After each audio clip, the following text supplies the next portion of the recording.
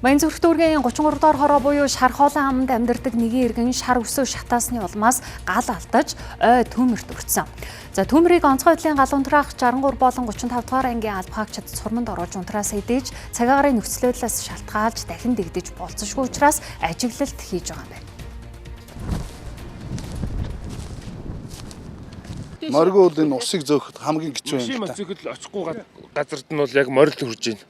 Яг асж байгаа юуны голомт дээр нь яг морил хурж усаа хөргөж өгч байгаа болохоор бид нар морил мацыг бас нэг 10-аад мацыг хэлсэн байгаа.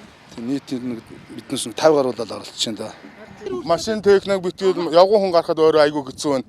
Өчигдөр бид нар бол ирээд энэ тэр давуулах тий ус төхүүлж өгч байна. Тэгээ цааш нь давуулахгүйгээд цаанаа бас нөгөө нэг айл суурьсны бүс болохоор цааш нь алдчихгүй тул бид нэр тэгэл хамтраал өчигдөр соош ингээд цуг ажиллаад байж байна. Тэгэл гадыг ямар ч байсан одоогийн байдлаар өнөд нэг жоохон тогтоох тийш хаана. Тэгээд энэ бол салхи шуурхтаа хуурайс л ихтэй болохоор айгүй их тархалт ихтэй гэдэг юм. Унтарч өгдөг юм байна. Гэтэ энэ бол нөгөө дээрх ойтой байсан талбай байхгүй юу?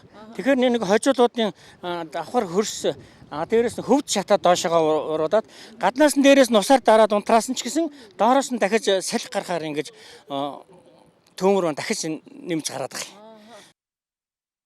Иргэд цусландаа гарч хашааныхаа өвсийг цэвэрлэхээр шатааснаас уулбаалж ямар их эрсдэл дагуулдгийн тод жишээг шар хоолон аманд гарсан төмөр харуулж байна.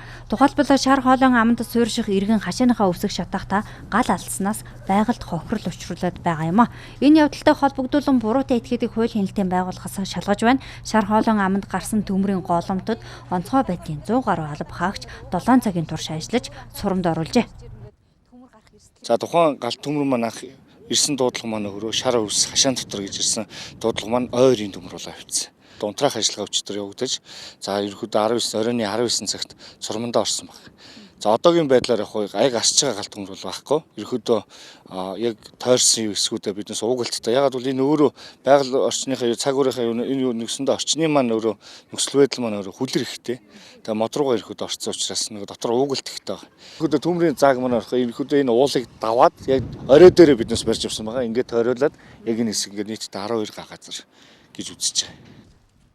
Ойн төмөр 1 секундэд 2 м 360 градус бүх чиглэлд асар хурдтай дарахдаг гэж мэрэгчлэнүүд тодорхойлдог.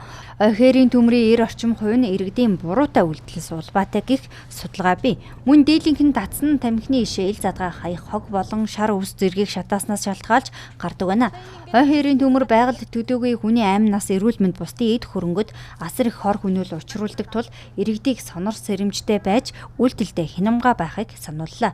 Мөн цаашлаад ой хээрийн төмөр нь хөрсний чанарыг бууруулж органик бодисуудыг устгаж хөрсний илэгдэл хүргэх эрсдлийг дагуулдаг байна.